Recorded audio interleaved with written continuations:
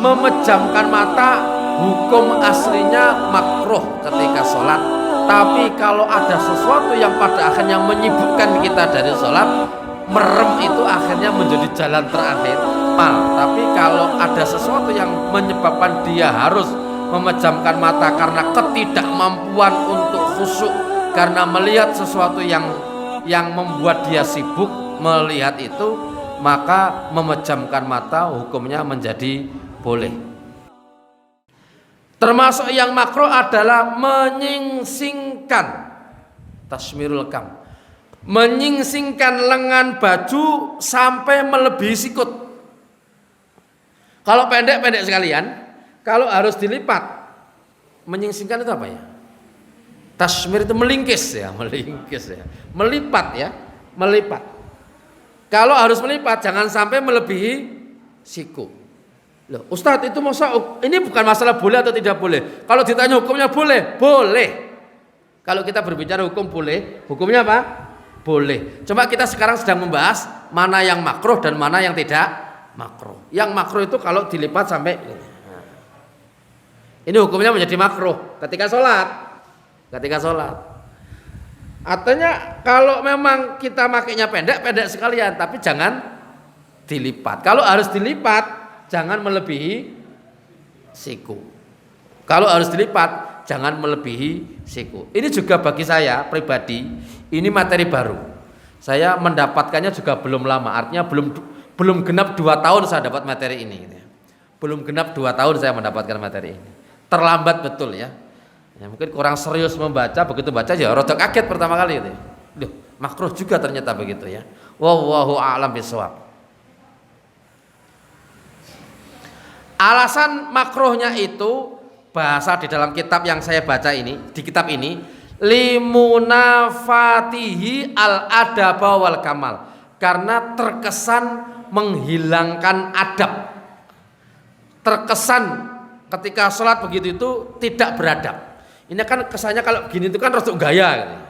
Menghadap kepada Allah kok gaya-gaya gitu loh, kurang lebihnya begitulah. Wallahu a'lam bishawab. Berikutnya, perkara yang dimakruhkan di dalam sholat adalah as-sholatu ma'as-syawaghil at-tabi'iyah. Sholat dengan membawa kesibukan-kesibukan tabiat. Apa maksudnya kesibukan-kesibukan tabiat? Sesuatu yang menjadi tabiat tapi itu menyibukkan. Apa? Dicontohkan. Tukrahus sholatu haqinan bil baul.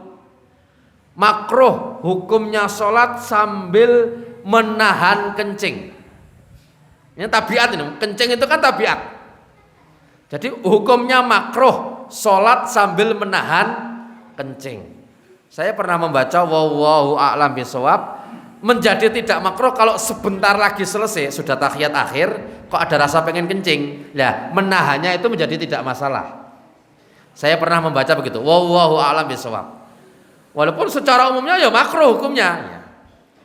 Atau mohon maaf, termasuk haqiban bil ghaid, termasuk menahan BAB, buang air besar. Kasihan itu orang sholat menahan itu gini-gini nih. Gara-gara menahan itu ya, akhirnya yang keluar tit sama tut gitu ya, kan repot gitu ya. Kalau sudah tit tut padahal mau buang air besar itu biasanya menimbulkan bau yang cukup mengganggu ya. Kata orang yang mengeluarkan itu sehat, tapi sehat itu juga ada adab kan begitu ya. Sehat itu juga ada adab. Walaupun kita juga dilarang untuk dikit-dikit membatalkan sholat karena ada rasa baru mau kentut. Sampai Rasulullah mengingatkan ketika ada orang yang terganggu dengan akan kentut, itu sampai Rasulullah mengatakan jangan kau batalkan sholatmu sampai betul-betul tercium bau atau terdengar suara. Tapi kalau sudah jelas-jelas us arep cetha ngentute gitu ya, bukan hanya perasaan-perasaan, tapi cetha arep ngentut, cetha arep buang air besar, ya dibatalkan saja, tidak mengapa. Ustaz, nanti enggak kehilangan jamaah. Insya Allah kita tetap dapat pahala jamaahnya. Au haziqan birrih, atau menahan kentut. In wasi al waqt, ketika waktu itu masih cukup. Artinya masih di awal-awal sholat. Jadi kalau waktunya sudah tinggal sempit, tinggal sedikit lagi, menjadi tidak makruh. Ya sudah tahiyat, sudah asyhadu alla ilaha illallah, kok pengen kentut, tahan sih, ora apa-apa. Kok asyhadu alla ilaha illallah wa asyhadu anna muhammadur rasulullah, Allahumma sholli. Kok rasa-rasanya mau, ya kalau sudah tut batal, Pak. Gelem ora gelem kudu batal wis tut gitu ya. Mau wah tanggung gono sithik ya ora tanggung-tanggungan ya, kadung metu. Kata para ulama, kentut yang tidak membatalkan salat itu adalah ketika salam sudah sekali. Assalamualaikum warahmatullahi. Wes niat arep ngentut, ya wes ndak usah niat pakai salam kedua. Karena yang wajib itu yang pertama. Langsung bareng ditutno kabeh ora apa-apa ya. Ora apa-apa gitu ya. Ya, itu tidak membatalkan salat yang itu. Ya tadi cuma mengganggu tetangga ya. Pengalaman pribadi dalam urusan ini tidak enak ya. Maksudnya pribadi itu saya di soft kesekian, ada jamaah mau buang air besar kali ya. Pas keluar barisan lewat di samping saya, pas pret gitu ya. Wah, itu dapat rezeki betul itu ya. Dapat rezeki betul itu. Yo guyu to apa? Tidak bisa diampat. Nanti bagaimana hukum tertawa juga ada dalam sholat itu ya. Tertawanya kalau ringan, cuma meringis tok nahan, itu belum membatalkan sholat. Tapi kalau sudah sampai, itu batal. Kalau sudah ada suaranya wak ya batal itu ya, batal.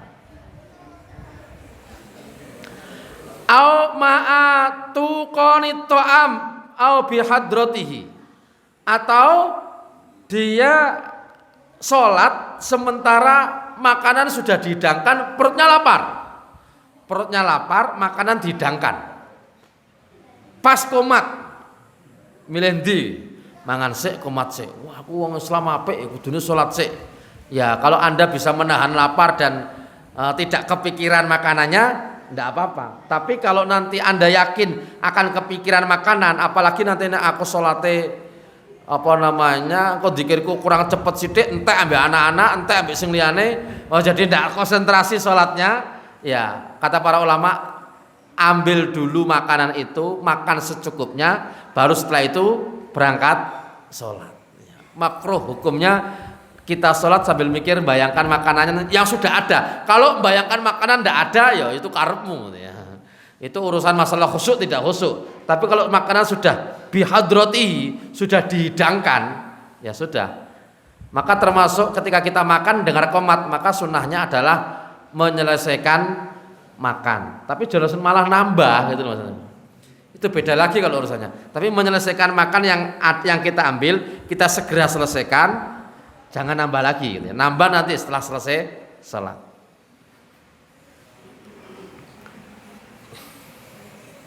Wa tukrahu aidan ingda mughalabatin naumi, termasuk dimakruhkan juga sholat dalam suasana kantuk berat.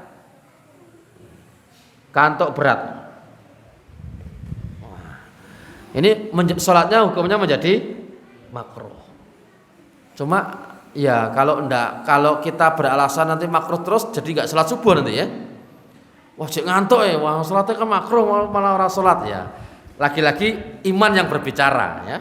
Lagi-lagi dalam urusan ini iman yang berbicara. Kalau urusan fikihnya mungkin kita dapat secara fikih, tapi iman yang akan berbicara. Masa seorang muslim diundang oleh Allah, wong jenengan mau berangkat naik pesawat jam 5:30 pagi, jam 4:30 sudah standby, seger wis adus. Lah ini kita mau menghadap kepada Allah, wis digugah kontangi cek cekuk-cekuk mata, kok cek ngantek dilungkas ya. Walah. Berarti iman yang akan berbicara di situ. Kalau mau berbicara hukum, ya enggak mengapa sebenarnya. Ngantuk banget daripada sholatku mah. Ya itu tidak mengapa, tapi bagi orang yang punya iman dan imannya dia betul sadar dipanggil oleh Allah, sekantuk apapun dia akan berusaha untuk menghilangkan kantuk itu terlebih dahulu. Jadi yang dia lakukan adalah bagaimana menghilangkan kantuknya dengan wudu, mukanya diraupi, ijek nganu ya kalau perlu dilomboki sithik ini ya. Astagfirullahaladzim. Ya itu guyon, yang dilombok itu guyon ya, jangan dipraktekkan ya. Ya atau apalah intinya bagaimana caranya agar supaya kita tidak ngantuk. Mestinya begitu yang kita praktekkan. Jadi perkara-perkara yang menyibukkan tapi tabiiyah, tabiat kita yang ada pada diri kita, menahan kencing, menahan buang air besar, menahan kentut, termasuk makan kita mau sholat tapi makanan sudah dihidangkan dan kita memang lapar gitu ya, perut kita sudah keroncong-keroncong, sudah bunyi kerucuk gitu ya. Aduh, lah ini bagaimana? Nah, termasuk akhirnya kalau kita sholat hukumnya menjadi makruh. Walaupun iman lagi-lagi yang akan berbicara dalam urusan ini. Termasuk adalah ketika ngantuk berat. Termasuk yang dimakruhkan adalah tasawuf.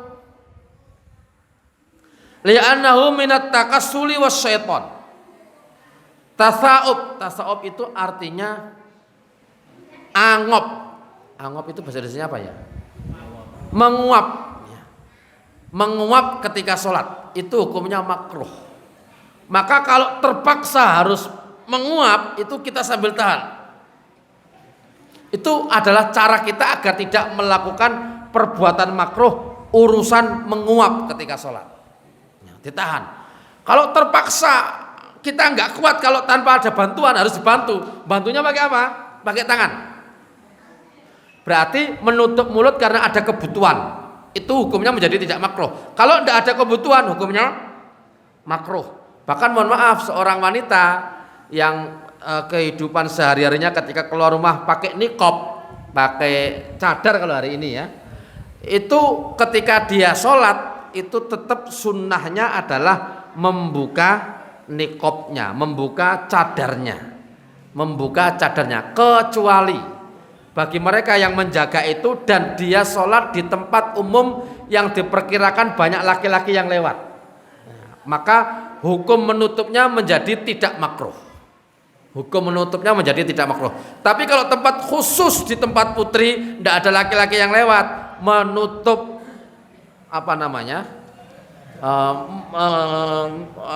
hidung dan mulut itu hukumnya makruh. Jadi alasannya li'annahu minat takassul, karena orang angop itu tanda dari orang malas. Wa takassulu minat takassuli wasyaiton, dan angop itu datang dari setan. Setan yang membuat kita angop kadang-kadang. Makanya kalau kita angop kan diusahakan untuk menahan bakat, jangankan di sholat. Di luar sholat pun kalau kita angop disunahkan untuk berusaha mencegahnya sebisa yang kita lakukan. Ya. Silahkan ya, jangan buka lebar-lebar ya, wah katanya. Astagfirullah. Monggo jangan pun sekecakan.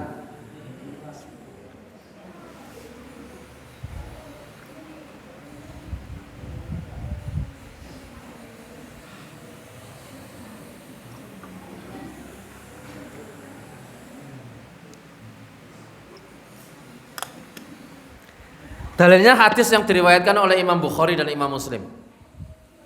Imam Bukhari dan Imam Muslim meriwayatkan hadis ini, at-tatha'ubu minasyaiton, fa idza tha'aba ahadukum falyaqdum mastata'a. At-tasa'ub, angop atau menguap itu dari setan. Apabila salah satu dari kalian menguap, hendaknya dia berusaha menahannya atau menutupinya sebisa yang dia lakukan.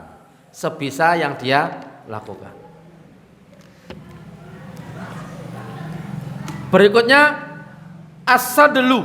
Ya ini as-sadlu tadi itu ya. As-sadlu fi shalah ay irsalur rida kal ibaa alal katifaini min ghairi labsin mu'tadin wa duna raddi ahadi turfai alal katifil akhar wa huwa makruhun. Jadi tadi ini menggunakan semacam ibaah, semacam sorban atau selendang, kemudian tidak yang itu bisa dipakai untuk di dua pundaknya, tapi dia pakai cuma satu ya. Dia pakai cuma satu, di satu pundaknya saja, itu hukumnya makruh. Berikutnya mulazamatu makanin khasin fil masjidi ghairil imami hadza makruhun. Menetapi tempat khusus di masjid, jadi kayak sudah kapling. Jadi pokoknya aku salat yo nang kene umpamanya. Mbok kono kosong yo aku nggak mau tahu, pokoknya salatku nang kene. Jadi kapling tempat salat itu hukumnya makruh kecuali imam. Ya kalau imam yo mesti kaplingane ning ngarep gitu ya. Kaplingane ning ngarep. Ya aku ra penak, aku hukumnya makruh, aku tak jadi imam tapi ning mburi ya. Itu tukang becak itu jenenge ya. Itu imam gitu ya. Li hadisi Abdurrahman bin Syabl qala naha Rasulullah ayyuwattinar rajulul makan fil masjid kama yuwattinul ba'ir. Rasulullah melarang untuk menetap di sebuah tempat di dalam masjid, menetap di situ terus sebagaimana onta yang menetap di situ. Onta itu kalau merendam di situ ya, kalau selama dia di sekitar situ dia akan menderum di situ. Rasulullah melarang itu. Wallahu a'lam bishawab. Kemudian yang berikutnya as-sholatu bisiyabin fiha tasawira hayawanin au insanin. Salat dengan memakai pakaian bergambar hewan atau manusia. Jadi saya ulang, salat menggunakan pakaian bergambar hewan atau manusia. Ustadz, apa salatnya sah? Salatnya sah, tapi dia melakukan perbuatan yang makruh dalam salat.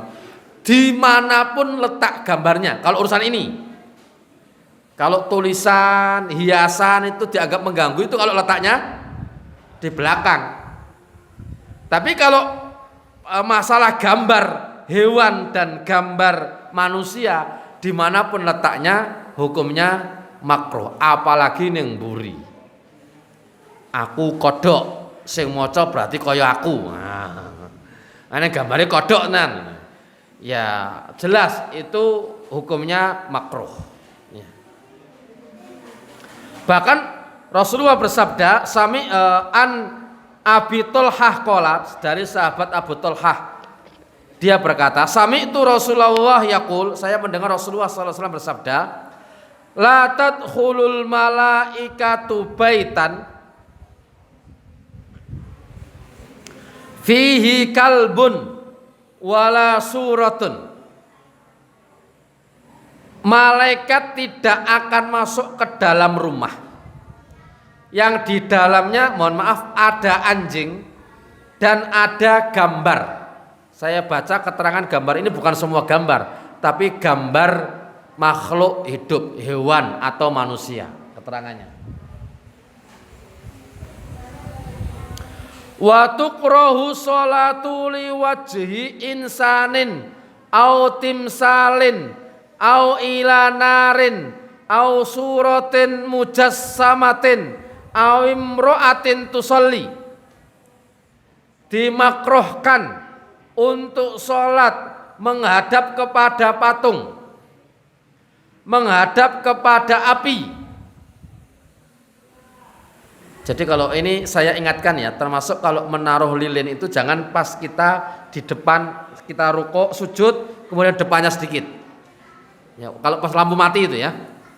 Tapi taruhlah di atas tempat-tempat yang secara umum kita tidak terkesan menghadap ke situ. Apalagi ada api unggunnya, kita sholat menghadap api unggun. Itu oleh para ulama memakruhkan. Ya berarti kalau kita buat api unggun karena dingin di sebuah tempat tertentu, kalau pas sholat diusahakan api unggun itu berada di mana? Di belakangnya atau di sampingnya. Di belakangnya atau di sampingnya. Atau sholat di depan gambar yang berjasad, gambar makhluk hidup yang utuh. Ada gambar kerbau, jenengan sholat menghadap situ, tidak boleh. Bukannya tidak boleh, hukumnya makruh. Kalau di sini hukumnya makruh. Kata Imam Abu Hanifah, makruh di sini adalah makruh li tahrim. Makruh tapi sudah sampai tahapan haram. Kata Imam Abu Hanifah, nama aslinya Nu'man bin Sabit. Atau sholat di depan wanita, bagi laki-laki khususnya.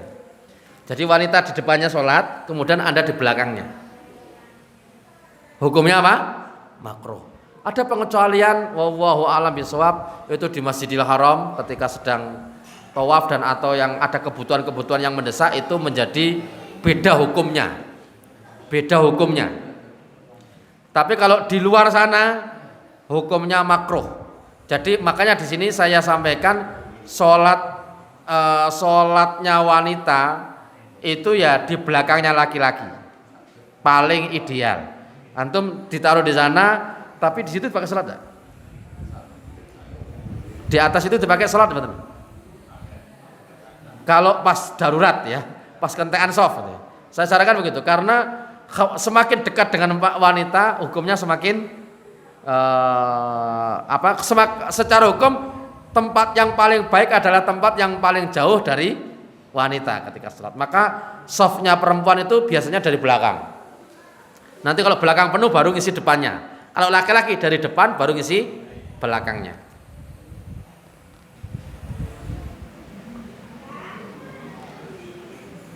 Kemudian as-sholatu fi siyabil budlati. Mohon maaf ya, ini saya harus sampaikan ini ya. Ini saya baca kitab ini ya. Sholat dengan pakaian rumahan atau bahasanya pakaian kumuh. Padahal dia punya yang lebih baik. Kalau di sini disebutkan libasul bait. Libas itu artinya pakaian, bait itu rumah. Pakaian rumah. Neng omah biasanya nggo apa? Nggo kaos kotang. Salat nggo kaos kotang. Hukumnya makruh. Kecuali kalau tidak punya yang lain kecuali itu. Nyambung nggih? Kadang-kadang di rumah biasa pakai apa? Pakai kaos biasa. Ke masjid kok cuma pakai kaosan. Kalau mengikuti pendapat yang ini, hukumnya makruh. Kalau dia punya baju. Nah, begitu. Kecuali ya Anda bepergian rago klambi waktunya sholat ya adanya pakai kaos ya itu beda lagi urusannya ya. Itu tetap mendahulukan sholat. Wah daripada aku sholat gawa kaos mending aku sholat engko jam 2:30 padahal sholat duhur. Salah ya. Ya tetap sholat pakai kaos tidak apa-apa tapi dia diusahakan tepat waktu. Disitulah sekarang beberapa masjid sudah menyediakan rompi atau baju koko untuk sholat. Jadi jamaah yang mau memakai dipersilahkan ya. Tapi kadang-kadang tidak semua orang mau. Kelambi bekas wong piro taruh kono. Bekas neh. Ya, tidak semua orang tahu, tidak semua orang mau, ya, tidak semua orang mau. Termasuk yang makruh adalah ini bahas masalah makruh kok ya panjang ternyata ya. Tinggal dikit lagi. Sholat dengan tidak menutup kepala. Bagi laki-laki ini ya. Kasyifur roksi. Padahal dia punya penutupnya. Bahasa kita apa kira-kira? Orang go peci. Nah, begitulah kurang lebihnya. Tapi ada alasan juga. Ini yang mengatakan ini saya mudah-mudahan saya tidak lupa. Itu madhabnya Imam Malik yang mengatakan makruh tidak pakai peci itu. Tapi ada madhab yang mengatakan saya lupa persisnya tapi membaca saya di dalam kitab Fiqhul Islam Adilatuhu tadi tidak memakai peci menjadi tidak makruh kalau alasannya dalam rangka untuk merasa rendah di hadapan Allah katanya. Wallahu a'lam bishawab. Merasa rendah atau malas kan itu. Nek malas jelas hukumnya menjadi makruh. Atau dengan menutup kepala rambutnya menjadi rusak atau ada sesuatu yang menjadikan kita tidak nyaman. Kalau ditutup, nah tiba-tiba gatal banget. Kalau ditutup berarti tidak menutup, tidak mengapa. Tapi kalau secara hukum yang ada dalam kitab ini, dalam kitab yang kita baca ini, itu termasuk perkara yang dimakruhkan. Kemudian berikutnya, ini menurut satu madhab saja, saya perlu sampaikan. Menurut madhabnya Imam Ahmad bin Hambal atau Hanabilah, ada kalimat khususnya. Termasuk sholat menggunakan baju merah menyala. Jadi di luar itu merah tua tidak mengapa, merah yang cenderung sangat muda tidak mengapa, tapi merahnya merah menyala itu makruh menurut Hanabilah. Menurut Hanabilah.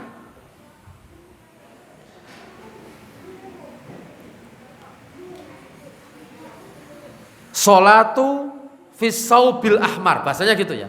As-sholatu itu sholat fi thawbil ahmar dengan kain warna merah. Tapi merah yang saya perhatikan di sini adalah merah yang apa dikatakan merah menyala itu apa ya? Merah ngejreng, betul ya, bahasa kita mungkin gitu ya. Merah ngejreng.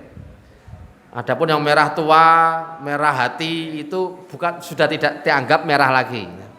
Sudah tidak dianggap merah lagi. Awas pecah. Anak-anak ngasih kode, "Oswayai tat," gitu ya. Nyambung aku le, tenang ya. Tapi sik sabar sithik ya. Kemudian berikutnya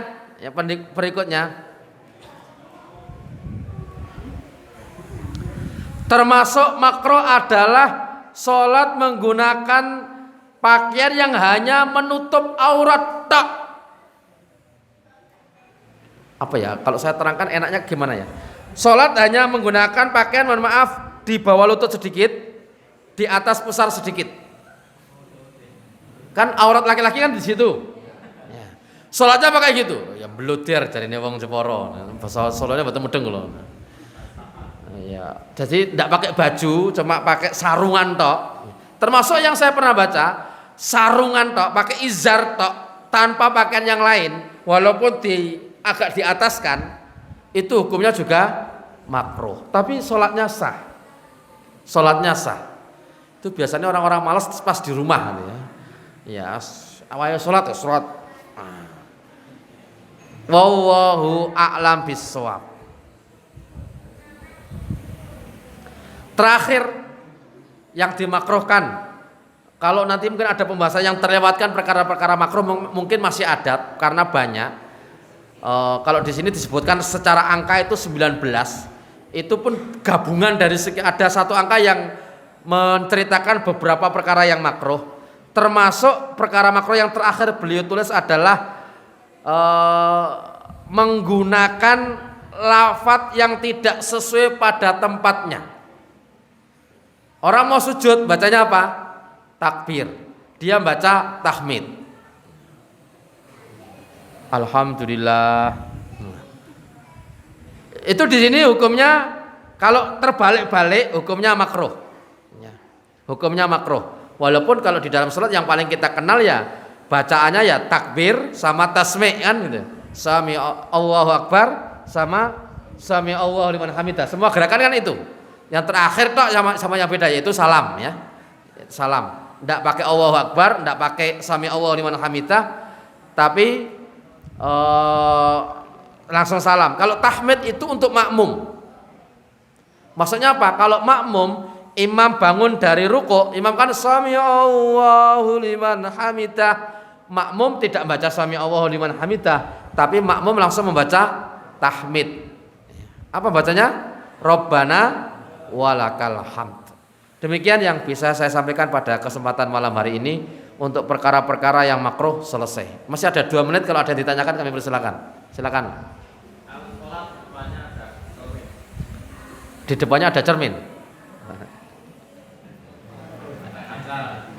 Berarti ada gambar Pak di situ Pak ya. Gambarnya bergerak lagi gitu ya.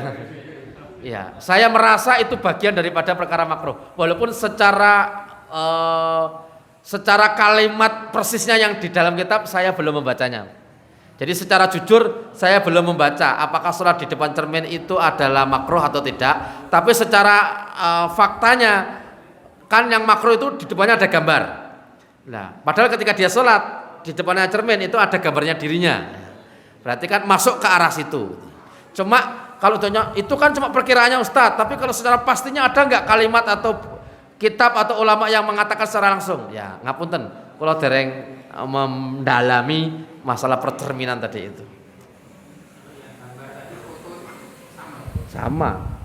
Gambar itu malah yang paling sekarang paling dekat dengan gambar itu ya foto itu.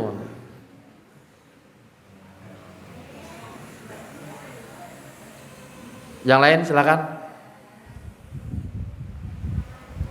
Oke. Untuk memecahkan mata itu ada pembatasannya apa enggak? Atau sekedar kita kalau ada kurang kusut sebentar, terus kita pejamkan mata gitu, tapi setelah itu Melek lagi. Iya. Itu alhamdulillah, terima kasih jazakallahu khairan atas pertanyaannya. Mungkin tadi ada sedikit kelewatan saya. Untuk memejamkan mata tadi ada ulama yang membolehkan dalam rangka untuk mendapatkan khusyuk. Jadi ada sedikit kelewatan.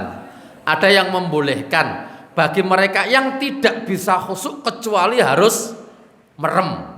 Maka meremnya tadi hukumnya menjadi tidak makruh. Tapi nek merem ya ora khusyuk, melek ya ora khusyuk, merem hukumnya makruh. Nyambung Pak nggih.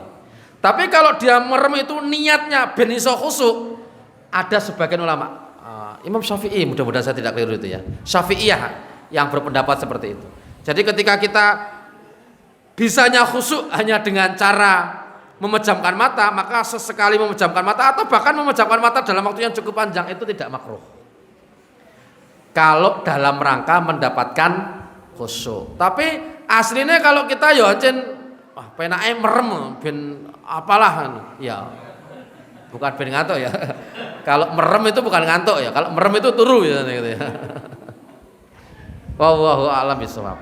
Oke, demikian yang bisa kita sampaikan pada kesempatan malam hari ini. Kurangnya mohon dimaafkan itu karena bodohnya saya. Ada benarnya datangnya dari Allah Subhanahu wa taala. Kita akan lanjutkan insyaallah pada waktu yang akan berikutnya, yaitu tentang perkara-perkara yang membatalkan sholat. Jadi kita yang wajib sudah, yang sunnah sudah, yang makruh sudah. Sekarang insya Allah lanjutannya secara kitab urutannya adalah mubtilatus sholat, perkara-perkara yang membatalkan sholat. Ya, kayak dulu pernah ditanya, Ustadz, kalau saya pernah mendapatkan pertanyaan gini, Ustadz, kalau kita ngentut tapi tidak bunyi dan tidak ada baunya, batal tidak sholatnya? Nah, gitu ya. Nanti insya Allah kita akan bahas gitu ya.